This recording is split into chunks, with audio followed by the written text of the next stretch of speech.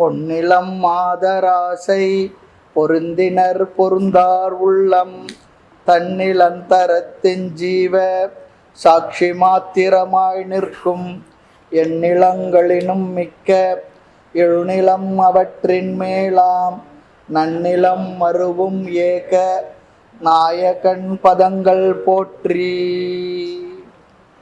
கைவல்ல நவநீதம் தத்துவ விளக்கப்படலம் 37வது வகுப்பு 89வது பாடம். காமமாதிகள் வந்தாலும் கணத்தில் போம் மனத்தில் பற்றார் தாமரை இலை தண்ணீர் போல் ஜகத்தொடும் கூடி வாழ்வார் பாமரர் என காண்பிப்பார் பண்டித திறமை காட்டார் ஊமரும் ஆவார் உள்ளத்து உவகையாம் ஜீவன் முக்தர். காமமாதிகள் வந்தாலும் கணத்தில் போம் மனத்தில் பற்றார் தாமரை இலை தண்ணீர் போல் ஜகத்தொடும் கூடி வாழ்வார் பாமரர் என காண்பிப்பார் பண்டித திறமை காட்டார் ஊமரும் ஆவார் உள்ளத்து உவகையாம் ஜீவன் முக்தர்.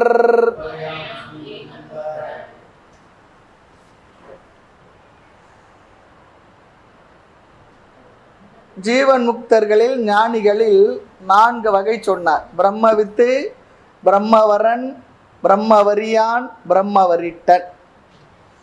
இந்த 4 விதமானவர்களே பிரம்ம வித்தை பற்றி இங்கு சொல்லி வருகின்றார். ஞான நிஷ்டனை பற்றி பாடலை பார்க்கலாம். காமமாதிகள் வந்தாலும் கணத்தில் போம் மனத்தில் பற்றார். தர்மத்துக்கு விரோதமான ஆசைகள் ஏற்பட்டாலும், காமம் சொல்லி சொன்னா ஆசைன்னு சொல்லி அர்த்தம், அதுவும் தர்மத்துக்கு விரோதமான ஆசைகள் இங்க போடுற காரணம் பகவான் கீதையிலே நான் தர்மமான ஆசையாக இருக்கிறேன்னு சொல்லிட்டார். ஆகையினால் ஆசைப்படுறது தவறில்லை, தர்மத்துக்கு விரோதம் இல்லாத ஆசை. ஆக தர்மத்துக்கு விரோதமாக ஆசைகள் ஏற்பட்டாலும் கூட அதெல்லாம் என்னவா ஒரு கணத்தில் போய்விடும். வருமானா வராது. ஒருவேளை பிராரப்த வசத்தினால் வந்தாலும், பிராரப்த வலிமையால்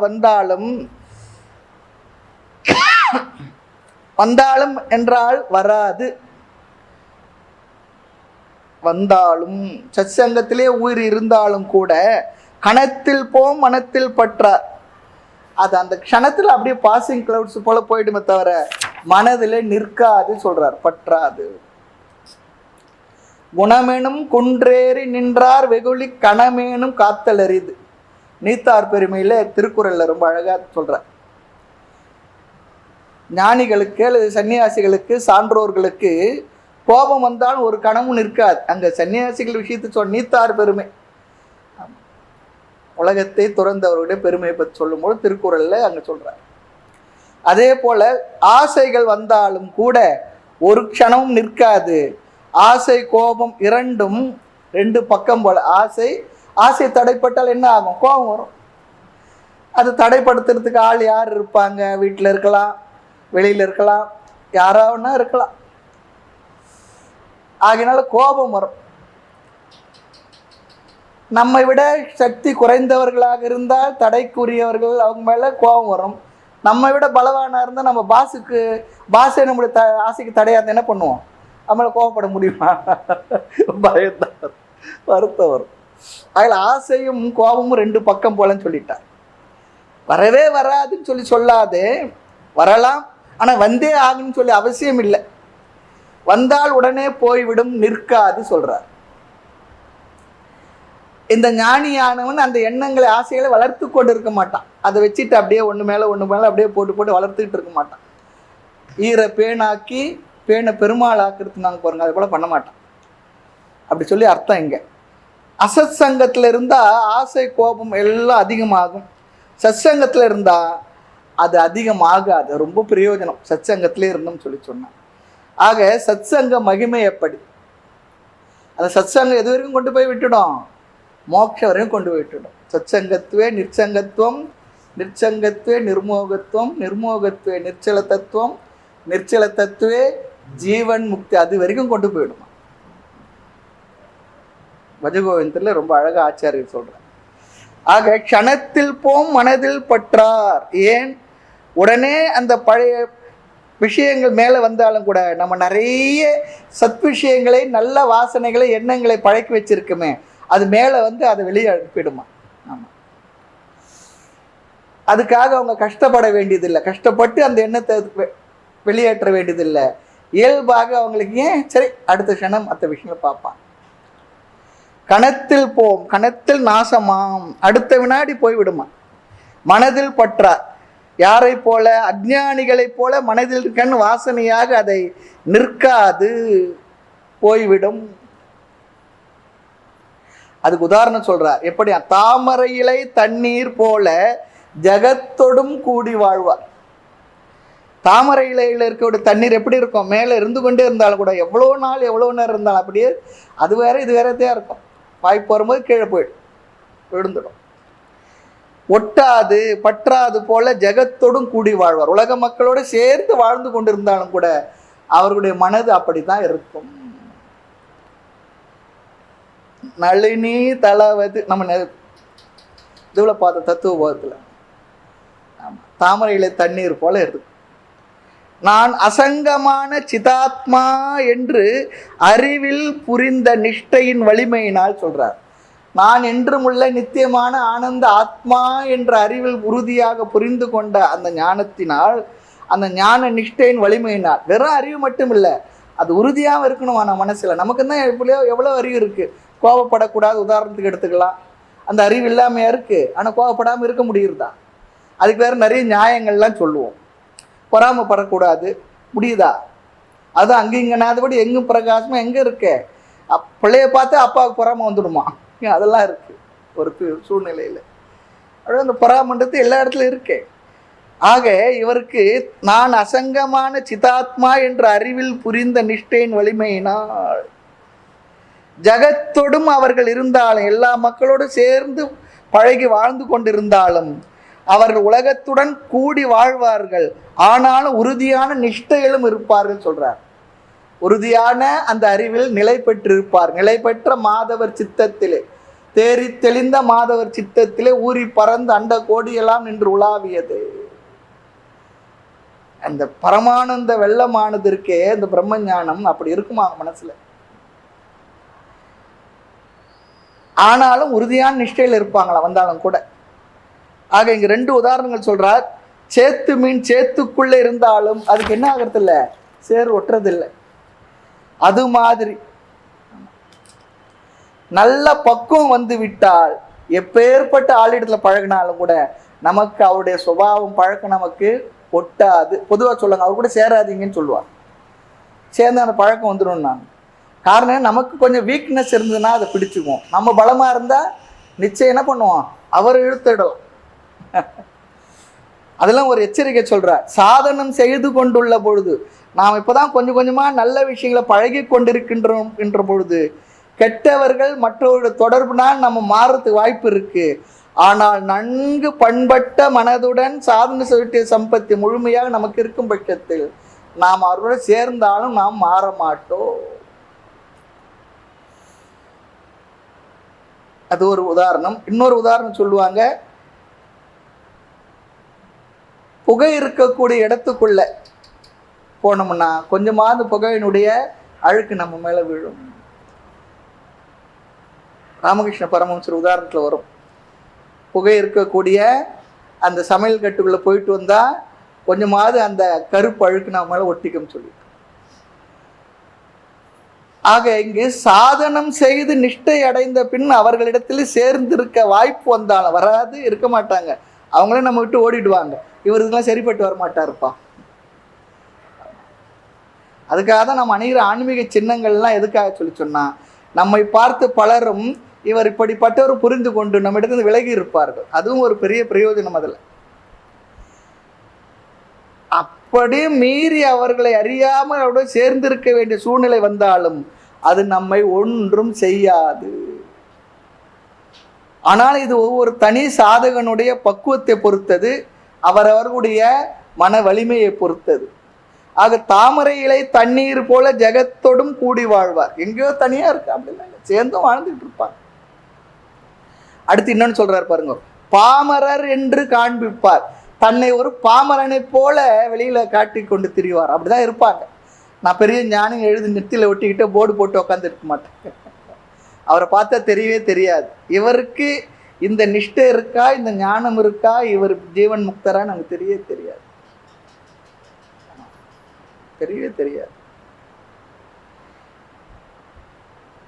பாமரர் என்று காண்பிப்பார். அவருக்கு இந்த இடத்துல ஆசிரியர் சொல்றது கர்ம காண்டத்தை உபாசனா காண்டத்தையும் நிசேஷமாக விடுத்து ஞானத்தினால் முக்தி சம்பாதித்து கொண்ட தைரிய சக்தி இருப்பினும், கர்மகாண்டம்னா நம்ம செய்யக்கூடிய எல்லா பூஜைகள் மற்றது விஷயங்கள் எல்லாம், அடுத்து நிறைய தியானம் ஜபம்லாம் செய்து உபாசகராக இருந்தும் அப்புறம் ஞானத்தினால் நன்கு ஞானத்தை பெற்று குருவின் உபதேசத்தின் மூலமாக அந்த ஞானத்தில் நிலை பெற்ற முக்தி சம்பாதித்து கொண்ட தைரிய சக்தி இருந்தாலும் கூட உலகத்தில் உள்ள மூட சிரோன்மணிகளைப் போலவே தம்மையும் காட்டுவார் சொல்றார். நல்லா ஒழுங்கா முறையா வாழ்ந்திருக்கார், தர்மமான வாழ்க்கை கர்மம் அவங்க செய்திருக்கார், நிறைய உபாசனைகள்லாம் முறையா செய்திருக்கார், குருவிடத்துல முறையா உபதேசங்களை சாஸ்திர ஞானத்தை பெற்றிருக்கின்றார். பெற்றிருந்தாலும் கூட அப்படிப்பட்ட திருட புத்தி உள்ள அவரும் கூட சாதாரண மக்கள் இடத்துல தன்னையும் அவர்களைப் போலவே காட்டி கொண்டிருப்பார். ஓ அப்படியா அப்படியா சொல்லி தனக்கு தெரிஞ்சா போல ஒரு நாளும் காட்டிக்கொள்ள மாட்டார். இது சாதாரணமாக பெரிய ஒரு இடத்துல பார்க்கலாம். நிறைய படித்தவங்க இவ்வளோ படித்தவங்களான்னு தெரியாது, அமைதியாக இருப்பாங்க. எதுனா கேட்கும்பொழுது தான், அவங்க பேசும்பொழுது தான் தெரியும், ஓ இவ்வளோ விஷயம் அவர்கிட்ட இருக்கா. அதான் நிறை குடம் நீர்த்தலும், உப்பு நிறைஞ்சிருப்பவர்.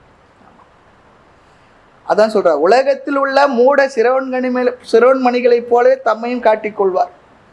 உலகத்தவர் போல இவர்களும் கர்ம உபாசனை செய்து வருவார். பிற்பாடும் கூட ஞான நிஷ்டைக்கு பிறகும் கூட எப்படிலாம் இருக்க சூழ்நிலையை பொறுத்து, கோயிலுக்கு போனோமா அது இருக்க சூழ்நிலை இருக்கா, மற்றது இருக்கா, அதெல்லாம் செய்து கொண்டு தான் இருப்பார்கள். தவிர எனக்கு ஞானம் வந்துருச்சு நான் அதெல்லாம் பண்ண மாட்டேன் அப்படிலாம் சொல்லிட்டு இருக்க மாட்டேன். அதான் சொல்ல, உலகில் உள்ள கர்ம உபாசனையை செய்பவர்களைப் போல இவரும் செய்து கொண்டிருப்பார். பாமரர் போல காண்பிப்பார். பண்டித திறமை காட்டார். அநேக கொள்கைகளை ஸ்தாபிக்கக்கூடிய சக்தியுடைய சர்வஜனாகிய அறிவை உடையவர்களாக இருந்தாலும், பேரறிவை படைத்தவர்களாக இருந்தாலும், எப்படிப்பட்ட ரொம்ப அற்புதமான இன்டெலெக்சுவல்ஸ் அப்படியாக இருந்தாலும் கூட அடக்கம் உடைமையின் வித்வத் சாமர்த்தியத்தை காட்டார்கள். கடல் போல கல்வியை உடையவர்களாக இருந்தாலும் கூட அவர்கள் சாதாரணமாக தன்னுடைய அந்த வித்வத்தை வெளியில் காட்டிக்கொள்ளவே மாட்டார்கள். அப்படி இருப்பாங்களாம். புதஜனைஹி வாத பரித்யஜ்யதாம், சாதன பஞ்சகத்தில் ஆதிசங்கர் சொல்றார், அறிவாளிகளிடம் வாதம் செய்வதை விட்டு விடுன்னு சொல்லுவார். இந்த வாதம் பண்றதுக்கு அது ரொம்ப பேருக்கு கொஞ்சம் தெரிஞ்சுக்கிட்டா உடனே என்ன ஆகுதுன்னா, மற்றவங்கள்ட்ட எதுனா சொல்லும் பொழுது நம்ம பொறுக்க முடியறதுல பேசணும்னு தோணுது.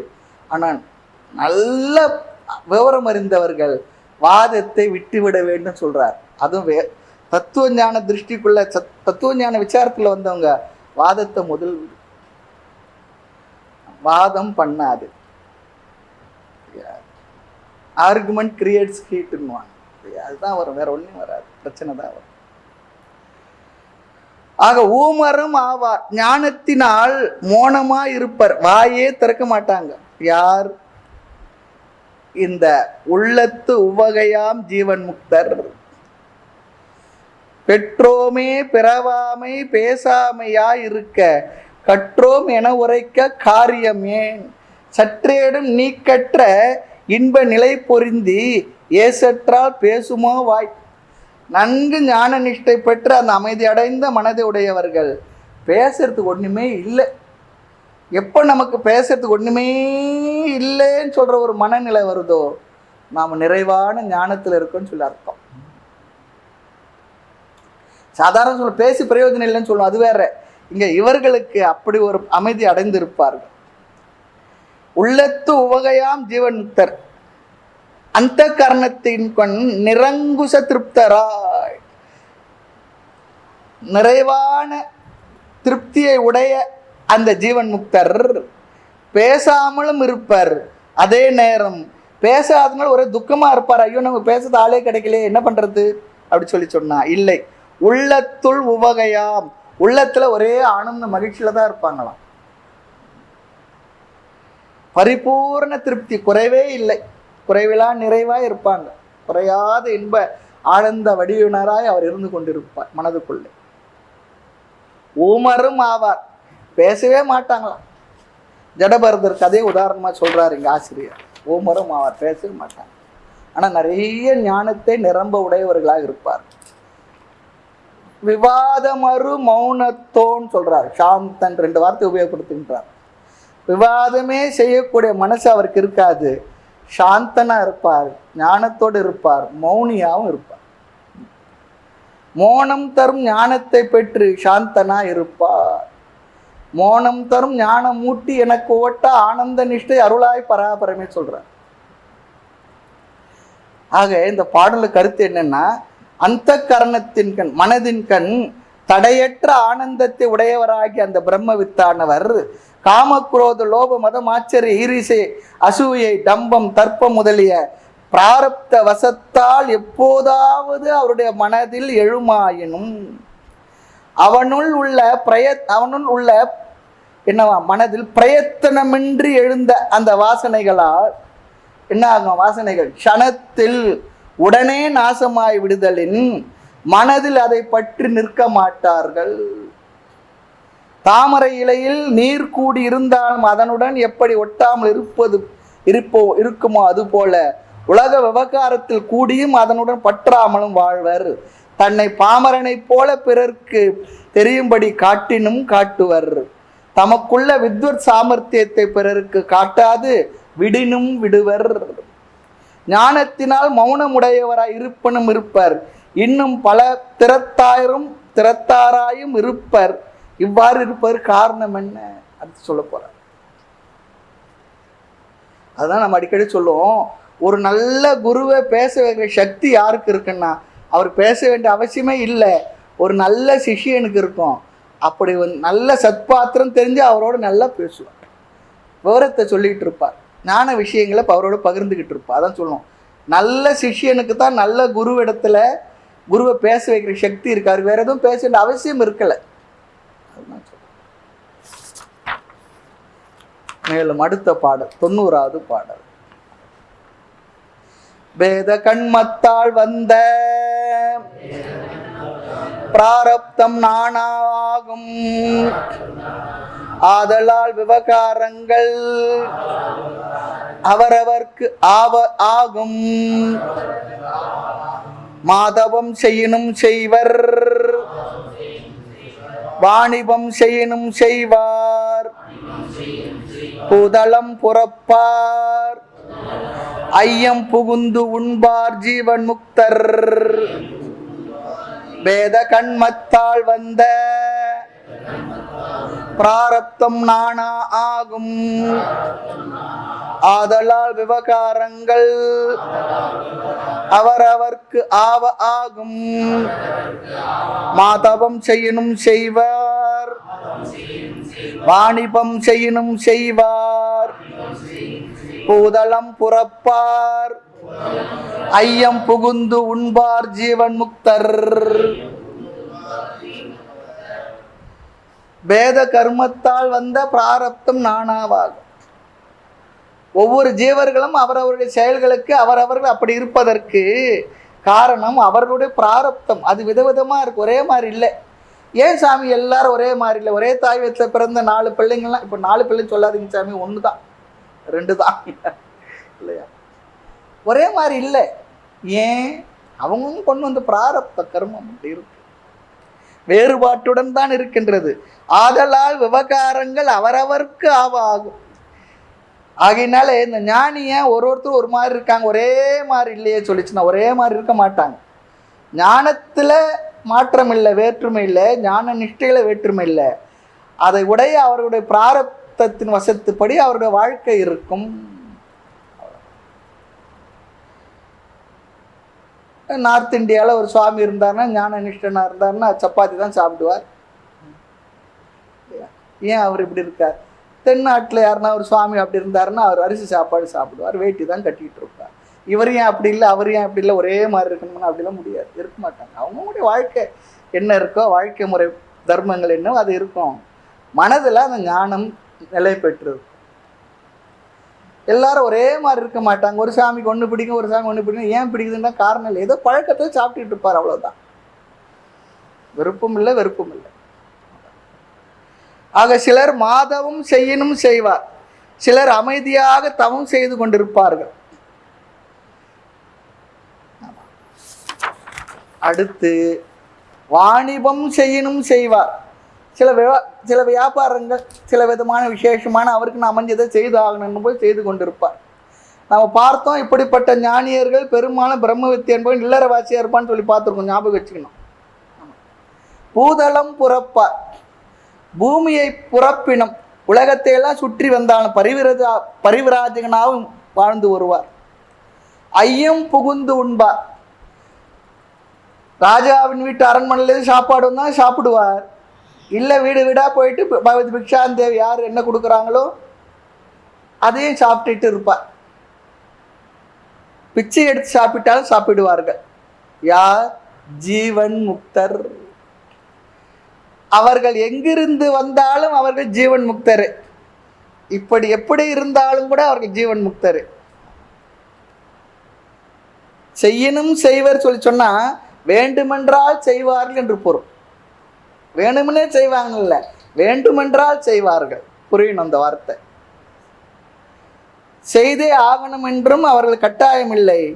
அடுத்து எதையும் மாற்றிக்கொள்ள வேண்டிய தேவையும் இல்லை, மாற்றினால்தான் என்பதும் இல்லை. அவ்வளோதான், அவருடைய வாழ்க்கை அப்படியே போயிட்டு இருக்கும். அவரவருக்கு என்று அமைந்ததை செய்து கொண்டிருப்பர். என்னென்ன செய்துக்கிட்டு இருந்தார்? சரி, ஒரு ஞானியானவர் விவசாயத்தை பண்ணிக்கிட்டு இருந்தார் வச்சுக்கோமே, அவர் என்ன பண்ணாது பிற்பாடும் விவசாய விஷயம் சரி அவருக்கு விருப்பமாக செய்துக்கிட்டு இருப்பார். மற்ற வியாபாரியாக இருந்தால் ஞானி ஆகிட்டார் வச்சுக்கலாம், மனசு ஞானம் வந்துட்டா ஏதோ ஓடிக்கிட்டு இருக்கா, குடும்ப விஷயங்கள் விவகாரத்தை செய்துக்கிட்டு இருப்பா. இல்லைன்னாலும் இல்லை, ஒரு வார்த்தைக்காக சொல்றேன். ஆக ஜீவன் முக்தியில் பேதம் இல்லை, ஜீவன் முக்தரின் விவகாரங்களில் பேதம் உள்ளது. ஜீவன் முக்தரின் செயல்கள் இப்படித்தான் இருக்க வேண்டும் என்ற நியமமும் இல்லை. அதுக்கு தான் காரணம் என்ன? அவரோட பிராரப்தம் நானாவாகும், விதவிதமாக இருக்குன்னு சொல்லி சொல்றார். ஆக இந்த பாடலோட கருத்து என்ன? ஒவ்வொரு ஜீவர்கள் செய்த ஒவ்வொரு செயல்கள் பலவாகும். அது காரணம் பிராரப்தம் விதவிதமாக இருக்கப்பா. ஆதலால் விவகாரங்கள் அவரவருக்கு ஆகும். சிலர் அமைதியாக தவம் செய்து கொண்டிருந்தாலும் இருப்பாங்க, சிலர் வியாபாரம் செய்தாலும் செய்வாங்க, உலகம் முழுவதும் சுற்றி வந்தாலும் வருவாங்க, பரிவிராஜராக இருப்பாங்க, அரசாண்டாலும் ஆழ்வார்கள். வடிவேல் செட்டியார் அழகா சொல்ல, அரசாண்ட வேலை செய்தாட ராஜ ரிஷியாகவும் இருப்பாங்க, அதையும் பண்ணணும்னா பண்ணுவாங்க இல்லையா? ராஜாவின் அரண்மனையிலிருந்து உணவு கொண்டு வந்தாலும் சாப்பிடுவாங்க, பிச்சை எடுத்து சாப்பிட்டாலும் சாப்பிடுவாங்க. அவர்கள் எங்கிருந்தாலும் அவர்கள் ஜீவன் முக்தர். ஜீவன் முக்தியில் பேதம் இல்லை. ஜீவன் முக்தர்களின் விவகாரம், அந்த விவகாரங்கள் பேதம் உள்ளது. அதற்கு காரணம் அவருடைய பிராரப்தம். சொல்றேன். சில பேர் அவ்வளோதான், என்ன யார்கிட்டும் பேச மாட்டேன், எங்கே அமைதியாக இருப்பேன். சரி, சில பேர் எதனா வகுப்பு எடுக்கணும், மற்றது செய்யணும், எது செய்துக்கிட்டுனா நாடி வரக்கூடிய சிஷியர்களுக்கு எதனா பாடம் நடத்தணும் படுத்திக்கிட்டு இருப்பாங்க. இல்லை ஒன்றே எனக்கு வேண்டாம்னு சொன்னாலும் இருப்பாங்க. எப்படி ஒன்றாலும் அவங்களால இருக்க முடியும், இருப்பார். இப்படித்தான் என்ற நியமம் இல்லை. அதை பற்றி சொல்ல போகிற பாருங்க, 91வது பாடல். விவகாரங்கள் எது வந்தாலும் அவர்கள் பாதிக்கப்படுவதில்லை.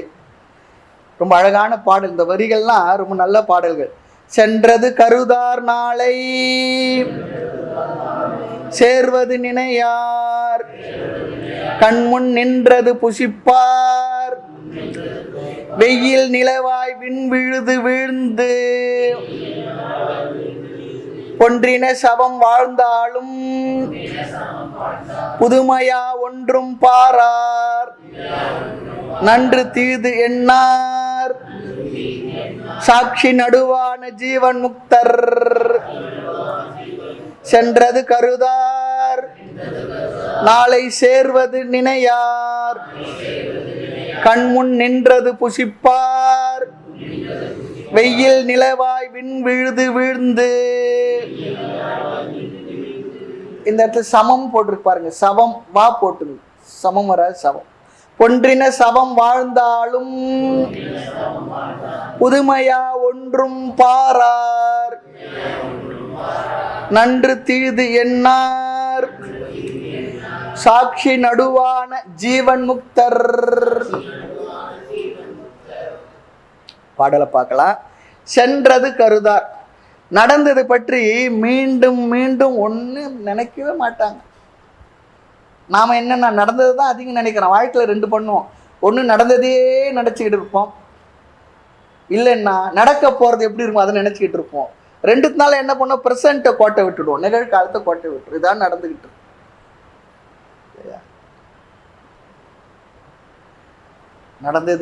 நடந்ததெல்லாம் நினைத்து விட்டால் நடந்ததே நினச்சிக்கிட்டு இருப்போம், சொல்லிக்கிட்டே இருப்போம், இன்னும் அதிகமாகிட்டு இருப்போம். அடுத்து இது நடக்க போகிறது இப்படி நடக்கும். எதிர்காலத்தை பற்றி சென்ற காலத்தை பற்றி நினைப்போம் தவிர நிகழ்காலத்தில் நம்ம இருக்கிறதே இல்லை. ஆனால் சென்ற காலம் சென்றது தான், எதிர்காலம் நம்ம கையில் இல்லை, நிகழ்காலம் தான் நம்மக்கிட்ட இருக்குது, ப்ரெசண்ட்டு. ஆனால் ப்ரெசண்ட் என்ன பண்ணுறோம், கோட்டை விட்டுடும். அதுதான் வாழ்க்கையில் நடந்துக்கிட்டு. வேதாந்தம் என்ன பண்ண, நம்மளுடைய நிகழ்காலத்தில் வாழ வைக்கிறதுக்கு பயிற்சி தரும். கீத உபநிஷத்தெல்லாம் நிகழ்காலத்தை நல்லா என்ஜாய் பண்ணி இப்போ இருக்க இந்த ஒரு செகண்ட். அதனால சொல்லுவாங்க, ஞானி தான் உண்மையிலே இந்த உலகத்தில் ஒவ்வொரு வினாடியையும் நன்கு ரசித்து வாழ்ந்து கொண்டிருப்பான். ஒவ்வொரு நேரத்தையும் ப்ரெசண்ட் நம்ம கையில் இருக்கு, இதை பாடும். இது நிறைய உதாரணங்கள் கதைகள்லாம் இருக்கு, அதெல்லாம் சொன்னோம்னா நீண்டு போயிடும். ஆக நடந்தது பற்றி மீண்டும் ஒன்று நினையார்கள், நடந்ததை குறித்தும் நடக்க போவதை குறித்தும் ஒன்றும் நினையார்கள். கண்முன் நின்றது புசிப்பார், தனக்கு என்ன கிடைத்ததோ அது சாப்பிடுவார். என்ன கிடைச்சதோ அது சாப்பிடும். எது கிடைச்சதோ அதில் சந்தோஷம். கீதையிலையும் வரும், எது கிடைச்சதோ அதில் திருப்தி, கிடைக்காத்துல அதுலேயும் திருப்தி தான். கிடைச்சா திருப்தி, கிடைக்கலன்னா இல்லையா ரெண்டு திருப்தி சொல்லும். கிடைச்சா ஓகே, கிடைக்கலன்னா டபுள் ஓகே. என்ன காரணத்தினால கிடைக்கல, சரி பரவாயில்ல, ஞான நிலையில சொல்றேன்.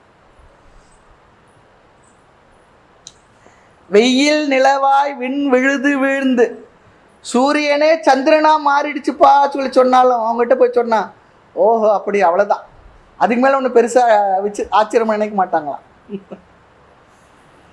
இல்லை ஆகாயத்துலேருந்து ஆழம் விழுது போல ஏதோ ஒன்று தாரத்தாரையாக தொங்கிக்கிட்டு இருக்குன்னு சொல்லி சொன்னாடும் ஓஹோ அப்படியா அவ்வளோதானா, இருக்கட்டுமே அப்படின்னு என்ன அர்த்தம். என்ன விசித்திரங்கள் நிகழ்ந்தாலும் ஆச்சரிய அற்புதம் நிகழ்ந்தாலும் அவர்களுக்கு ஒரு பெரிய விஷயமே இல்லை. அதுதான் அவங்கள ஆச்சரியப்பட வைக்கவே முடியாதான். சூரியனே சந்திரனாய் மாறி விண்ணில் இருந்து விழுந்து கொண்டிருக்கின்ற சொல்லி சொன்னாலும் எதுவுமே அவருக்கு ஆச்சரியம் இல்லை. ஆகாசத்திலிருந்து ஆழம் விழுது போல ஏதாவது தொங்கினாலும். அடுத்து ஒன்று சொல்ற, பொன்றின சவம், இறந்து போன சவம். பொன்றின சொல்லி சொன்னா இறந்து போன சவம். அன்றறிவாம் என்னாத அறம் செய்க, மற்றது பொன்றுங்கால் பொன்றா துணை. பொன்றின சொல்லி சொன்ன இறந்து போனன்னு சொல்லி அர்த்தம். ஆமாம், அந்த இறந்து போன சவம் திடீரென்று உயிர் வந்தாலும் திடீர்னு முழிச்சிருந்தான். இந்த காலத்தெல்லாம் அப்படிலாம் எதுனா கொண்டு போகும்போது உயிர் வந்தால் மறுபடியும் வீட்டிலேயே அனுமதிப்போம். அப்போ அது ஒரு பெரிய பிரச்சனை. உயிர் வந்தாலும் புதுமையா ஒன்றும் பாரா, புதுமையா ஒண்ணுமே நினைக்க மாட்டாங்க, புதுமையே இல்லை அவங்களுக்கு. யார் இவர்கள்? நன்று தீது எண்ணாத, நன்மை தீமையை கடந்தவர், தர்ம அதர்மங்களை கடந்தவர். இந்த இடத்துல இந்த வார்த்தையை நம்ம பார்க்கும்போது ஒரு ஞாபகம் வரணும். கட்டோபநிஷத்துல நச்சிகேதன் முதல் கேட்ட கேள்வி அப்புறம் யம தர்மராஜா பேசி பேசி கடைசியில் ரெண்டாவது கேட்கும்போது தர்ம அதர்மத்தை கடந்தது எது உண்டோ அந்த ஒன்றை பற்றி அறிவெனு கொடுங்கன்னு சொல்லி கேட்டான். இவர்கள் அப்படி தர்ம அதர்மத்தை கடந்ததாக ஆத்மாவை புரிந்து கொண்டவர்கள். யார்? சாட்சி நடுவான, உதாசீனனான, உதாசீனன்னு சொல்லி சொன்னால் எதுலையுமே அவர்கள் சிக்கிக் கொள்வதில்லை. ஆமாம், புரிஞ்சிருக்கு, அவ்வளோதான், நடக்கிறது நடக்கும். உதாசீனனான, உதாசீனன் சொன்னால் எதிலும் சிக்கிக் கொள்வதில்லை. இன்னொரு அர்த்தம் அழகா சொல்ல, துவைதத்தில் சிக்கிக் கொள்வதில்லை. இருப்பது அத்வைதம் ஒன்று தான் இருக்கு, அதில் என்ன பேதம் இருக்கு, அதை சிந்திக்கிறதுக்கு என்ன இருக்கு, எதுலையுமே இல்லாத. ரொம்ப அழகா சொல்ல, துவைதத்தில் சிக்கிக் கொள்வதில்லை சொல்றார். தர்ம அதர்மத்திலும் நன்மை தீமையிலும் எதிலும் சிக்கிக் கொள்ளாதவர். காரணம், ஆத்மா என்பது தர்ம அதர்மங்களை கடந்தது என்று தன்னை ஆத்மாவாக புரிந்து கொண்டவர். கட்டோபனிஷத் வார்த்தை ரொம்ப அழகாக உபயோகப்படுத்தார், தர்ம அதர்மங்களை கடந்தவர். ஆனால் அவர் வாழ்க்கை எப்படி இருக்குன்னா தர்மமாகவே இருக்கும். தர்மம்னு ஒன்று பார்க்கணும், அவர் வாழ்க்கையை பார்த்தா இதுதான் சொல்லி தர்மங்களை எழுதி வச்சிடலாம், அப்படி வாழ்ந்து கொண்டு இருப்பார். அதையும் ஞாபகம் வச்சுக்கணும். நிறைய பேருக்கு என்ன ஆகுதுன்னா, ஒரு ஸ்டேஜுக்கு மேலே நம்ம எப்படி ஒன்றா வாழலாம், அப்படியும் இல்லை. தர்ம அதர்மங்களை கடந்தவர்னா அவர் தர்மமாக தான் வாழ்வார். காரணம், அவர் வாழ்க்கையே அப்படி வாழ்ந்து பழகி இருக்கிறார். அவரால் நினைச்சா கூட மாறி வேற விதமாக வாழ முடியாது. அவர் என்னெல்லாம் செய்கிறாரோ அது தர்மம் ஆகிடும். ஏன்னா தர்மத்துக்கு முரண்பட்டு அவர் வாழ்க்கை இருக்கார். பெரியவங்க சொல்றது ஞானம் என்பது தர்மத்துக்கு முரண்படாதது, அதுவும் நம்ம ஞாபகம் வச்சுக்கணும். நிறைய பேர் எனக்கு அத்வைத ஞானம் வந்துச்சு, அத்வைதம் எப்படி வேணா வாழலாம், அப்படிலாம் இல்லை. அதனால தான் இந்த அத்வைத ஞானத்தை ரொம்ப பக்குவப்பட்ட தர்மமான வாழ்க்கை வாழ்ந்து கர்மயோகம் செய்து உபாசனை செய்து உபதேசத்தின் குரு உபதேசம் மூலமாக சாஸ்திரங்களை படித்து அந்த நிஷ்டை வந்தவர்களுக்கு தான் இந்த அத்வைத பெரும்பாலும் பயன் தருகின்றது. இல்லைன்னா வெறும் அறிவாக கிடைச்சவங்களுக்கு தப்பாக தான் வாழ்க்கை வாழ ஆரம்பித்து விடுகின்றார். ஆக தர்மமாக வாழ்வார் ஜீவன் முக்தர். இதுக்கு நிறைய கீத ஸ்லோகம்லாம் கோட் பண்ணலாம், இருந்தாலும் அப்புறம் பார்ப்போம். எல்லாமே பிரம்மம், எல்லாமே பிரம்மமாய் அறிந்த ஞானி எத்தை கை கொள்வான் எத்தை விடுவான், ஏன் எல்லாம் அத்வைதமாக ஆகிவிட்டதால் அத்வைதத்வார். எதை விடுவது எதை பற்றி கொள்வது எல்லாமே அத்வைதமாக இருப்பதால் நடுவான ஜீவன் முக்தர். ரொம்ப அழகான வார்த்தையை போடுறார். ஆக இதுவரை பிரம்ம வித்துக்களின் இயல்பு கூறினார். பிரம்ம வித்தானவன் பிரம்ம ஞானியம் வேறு இல்லை, ஞாபகம் வச்சு. பிரம்ம வித்துன்னா ஞானி வேற, பிரம்ம வித்து சொல்றார். பிரம்ம வித்து தான் ஞானி, பிரம்ம ஞானி. பிரம்ம ஞானி தான் பிரம்ம வித்து என்ற வார்த்தையில் இங்கே சொல்லுகின்றார். இனி பிறகு வரும் மீதி 3 பேர்கள் இருக்காங்க பாருங்க, வரன், வரியன், வரிட்டான். அந்த மூவருடைய லட்சணங்களை சொல்ல போகின்றார். இந்த பாடலுடைய கருத்து என்னன்னா, ஞானி இறந்த கால விஷயங்களை கருத மாட்டான், அவ்வாறே நாளை வரப்போகும் விஷயத்தை பற்றி சிந்திக்க மாட்டான். நிகழ்காலத்தில் பிராரப்தத்தினால் நேரிடும் பலனை புசிப்பான். என்ன இருக்கு அது நடந்துக்கிட்டு இருப்பான். காரணம், மனிஷா பஞ்சகத்தில் ஆதிசங்கர் சொன்னது போல பிராரப்தாய சமர்ப்பிதம். பிராரப்தத்தின் கையில் ஒப்படைத்துட்டு அவன் பாட்டுக்கிட்டு இருக்கான். எப்படி கடலில் போகக்கூடிய பாய்மர கப்பலில் இருக்கக்கூடியவன் காற்று வீசும் திசை தான் போக வேண்டிய திசைக்கு சாதகமாக இருந்தால் பாய்மரத்தை இறக்கிட்டு அமைதியாக இருப்பானோ, அதுபோல பிராரப்தத்தின் வசத்தில் தன்னை ஒப்புவித்து விட்டு ஞானி அவன் பாட்டு வாழ்க்கை அப்படியே போயிட்டே இருக்கு.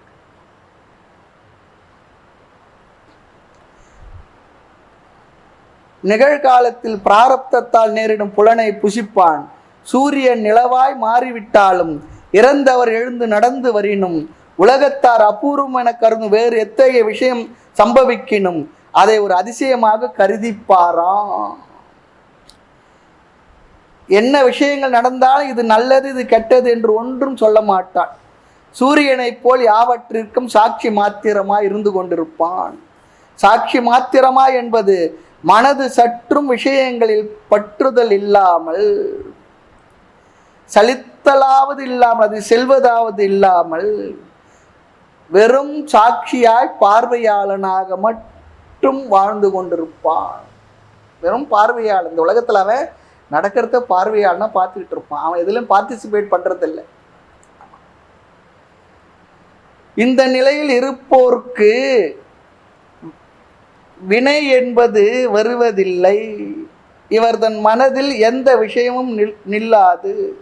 மேற்கூறிய குணங்களோடு பொருந்திய தாமரை இலை நீர் போல உலகோடும் கூடி இல்லறத்தில் இருக்கும் ஞானியே பிரம்ம வித்து எனப்படுவான். இந்த நூலுக்கு நிறைய பேர் உரை எழுதியிருக்காங்க. அதில் விசேஷமாக என்னென்னா, பொன்னம்பல சுவாமி உரை, ஆதிசங்கர் எப்படி உபநிஷத்துக்கெல்லாம் பாஷ்யம் எழுதினார், அதுபோல் அற்புதமான ஒரு உரை. அடுத்து வடிவேல் செட்டியார் ஒரு பெரிய மகான், அவருடைய எளிமையான ஒரு உரை. எளிமைன்னா அதுவே சம்ஸ்கிருதம் ரொம்ப மணிப்பிரவாள நடை தான். அப்புறம் ஆரணி குப்புசாமி முதலியார் ஒருத்தர், இன்னும் நிறைய பேர் எழுதியிருக்காங்க. இருந்தாலும் அவர் எழுதியிருக்கக்கூடிய எளிமையான உரை, இதையெல்லாம் பார்த்து அந்த வார்த்தைகள் இருக்கக்கூடிய தமிழ் அர்த்தங்களே தான் இப்போ நம்ம பார்த்துக்கிட்டு இருக்கோம். அது அப்படியே படித்தோம்னா கூட நமக்கு சிரமமாக இருக்கும். ஒரு குரு மூலமாக அந்த வார்த்தைகள்லாம் பார்த்து அதனுடைய சாரம் மாறாமல், மைய கருத்து மாறிவிடாமல், ஆனால் லகுவாக எளிமையாக சொல்லணும் என்பதற்காக எல்லாத்தையும் பார்த்து குறிப்போடு நம்ம இங்கே சொல்லிக்கிட்டு இருக்கோம். இதுதான் விஷயம். 92வது பாடம். பின்னை மூவரில் 2 பேர்களும் சமாதி யோகம் தன்னை உற்றிருப்பார். தேக சஞ்சார நிமித்தம் தானாய் உண்ணுவோன் வரன். வேற்றாரால் உணர்பவன் வரியானாகும். அந்நியர் தம்மாள் தன்னால் அறியாதோன் வரிட்ட நாமே. பின்னை மூவரில் 2 பேர்களும் சமாதி யோகம் தன்னை உற்றிருப்பார். தேக சஞ்சார நிமித்தம் தானாய் உண்ணுவோன் வரன். வேற்றோரால் உணர்வன் வரியானாகும். வேற்றோரால் உணர்பவன் வரியானாகும். அந்நியர் தம்மாள் தன்னால் அறியாதோன் வரிட்ட நாமே. பாடலை பார்க்கலாம். பின்னை மூவரில் 2 பேர்களும் சமாதி யோகம் அப்படின்னா பிரம்ம வித்தை தவிர்த்த அடுத்த இருவர் சொல்லி அர்த்தம். பிரம்ம வித்து, வரன், வரியன், வரிட்டான், இந்த 4 பேர்ல பின்னை 2 பேர்களும். பிரம்ம வித்தை தவிர மீதி பேர் எப்படியாகவும் இருப்பார்களாம். பின்னை மூவர், 2 இல்லை, மூவர். பின்னை மூவர், வரன், வரியான், வரிட்டல் 2 பேர்களும் சமாதியோ. வரனை தவிர 2 பேர்களும் சமாதியிலே இருப்பாங்களாம். பின்னை மூவரில் 2 பேர்களும். வரன், வரியான், வரிட்டதுல வரியான், வரிட்டல் இல்லையா, இந்த 2 பேர்களும் எப்பொழுதும் அப்படியே நிஷ்டையில் இருப்பாங்க. எப்பொழுதும் சமாதியிலே இருப்பார்கள். தன்னை உற்று இருப்பார். உற்று இருப்பார்னா அந்த எண்ணத்திலே பொருந்தி நிற்பார்கள். பொருந்தி நிற்பார். தேகம் கொஞ்சம் செயல்படணும்னு சொல்லி நினைச்சா தேக சஞ்சார நிமித்தம் கொஞ்சம் செயல்படுவான். இன்றியமையாத பிக்ஷை முதலிய வேலைகளை செய்து கொள்வான், சாப்பிடுவான்.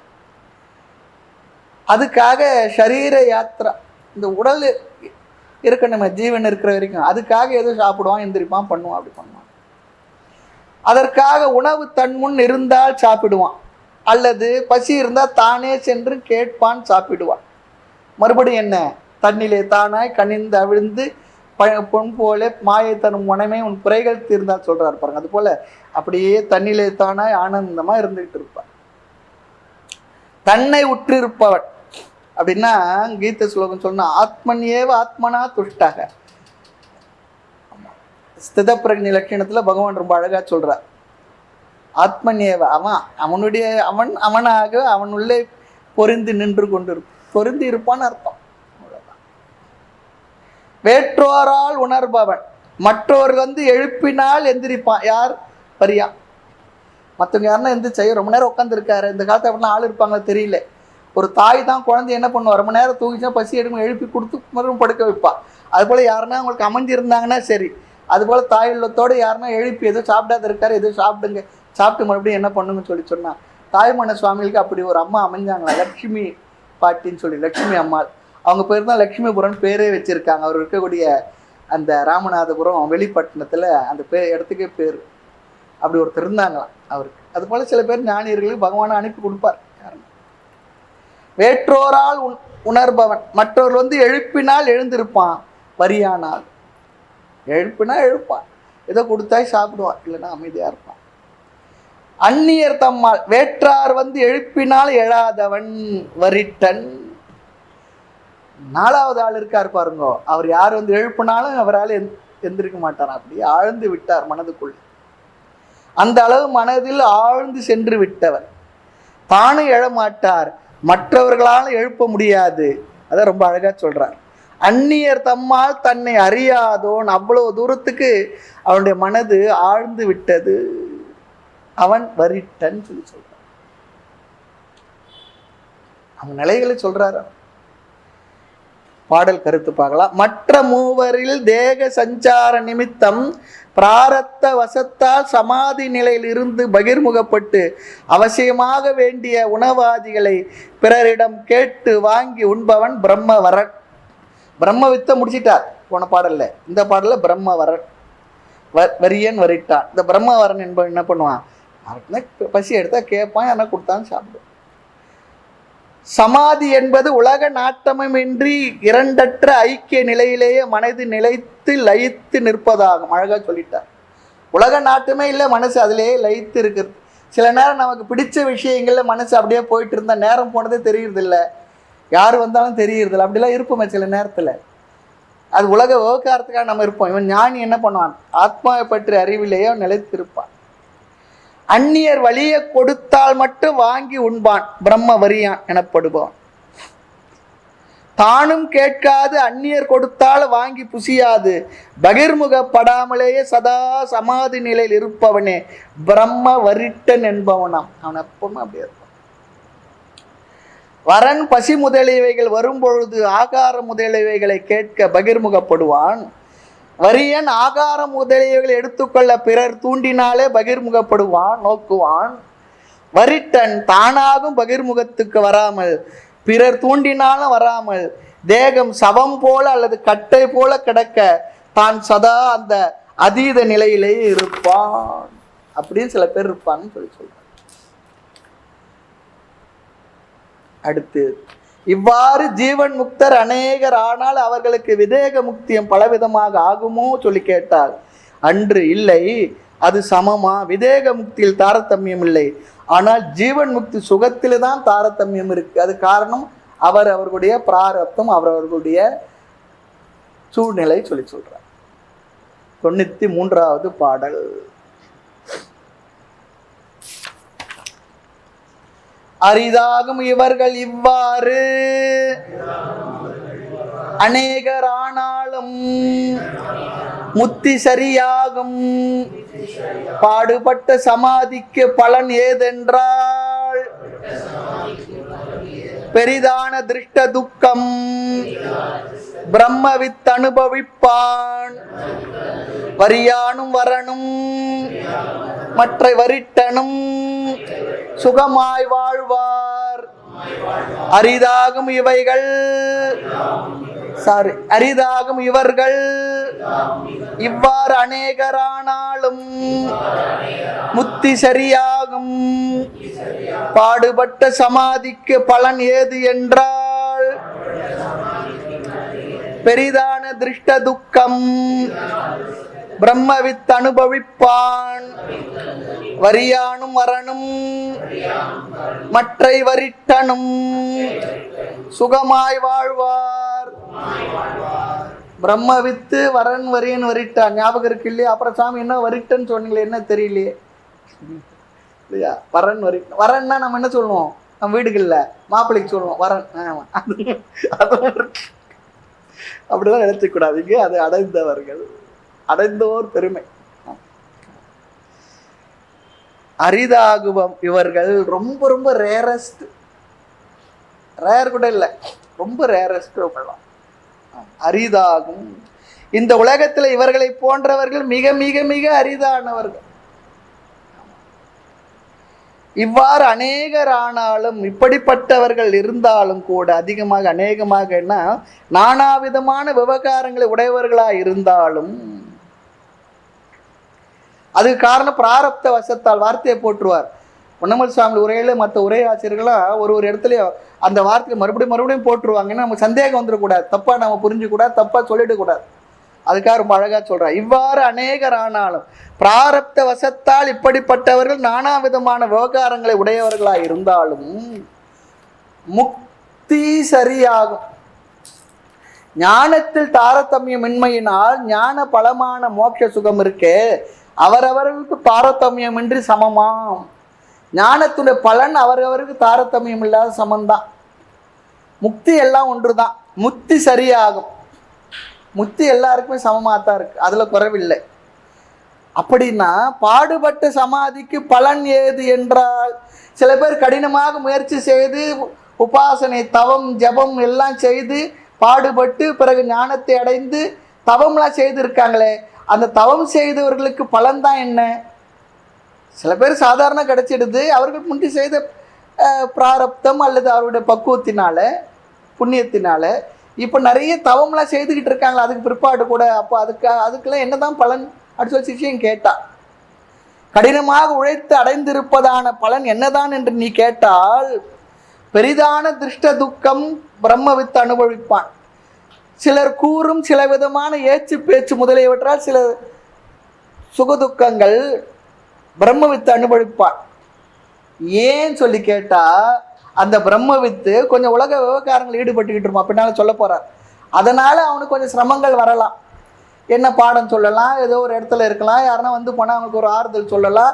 அதில் சில பேர் ஏசுவார்கள், சில பேர் பேசுவார்கள், சில பேர் தூற்றுவார்கள், சில பேர் அவங்கள ரொம்ப அன்பாக உபசரிப்பார்கள். இப்படிலாம் இருக்கும்போது சில விவகாரங்களில் சில சிரமங்கள் வரும்பொழுது மேலோட்டமான மனதில் பிறர் பார்க்கும் பொழுது நினைக்கலாம், பாவம் கொஞ்சம் கஷ்டப்பட்டுட்டு இருக்கார், மனதில் கொஞ்சம் துக்கம் இருக்கான்னு இவர் சொல்கிறார். ஆமாம் இருக்கும், இருக்கலாம்னு சொல்கிறார். ஆனால் அவனுடைய ஆழ்மனதில் அப்படி இல்லை.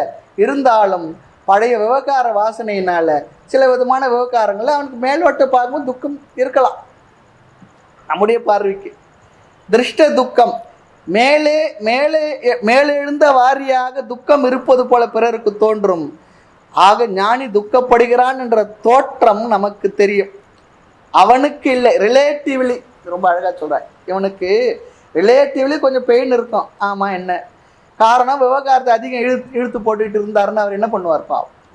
ஆக பிராரப்த வசத்தினால் உண்டான செயல்களை செய்து கொண்டிருப்பார். ஆனால் சமாதியில் இருப்பவனுக்கோ மீதி 3 பேர்களுக்கு வரன் வரியன் வரிட்டான் அவர்கள் சுகமாய் வாழ்வார் சொல்லிட்டார். அவர்கள் எப்படி இருக்கான, அவங்களுக்கு ஒரு விவகாரம் இல்லை, ஒன்றும் இல்லை, சுகமாய் ஜீவித நிமித்தமாக வாழ்க்கை வரன் வரியான் வரிட்டனுக்கு அதுவும் இல்லை, அமைதியா இருந்துகிட்டு இருப்பான். அவ்வளவுதான்.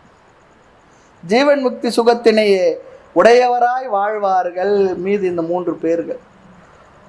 லௌகீக திருஷ்டியில் கூட துக்கம் இல்லாதவர்கள் இவர்கள். ஆமா, விவகாரங்கள் எதிலும் இல்லாதவர்கள்.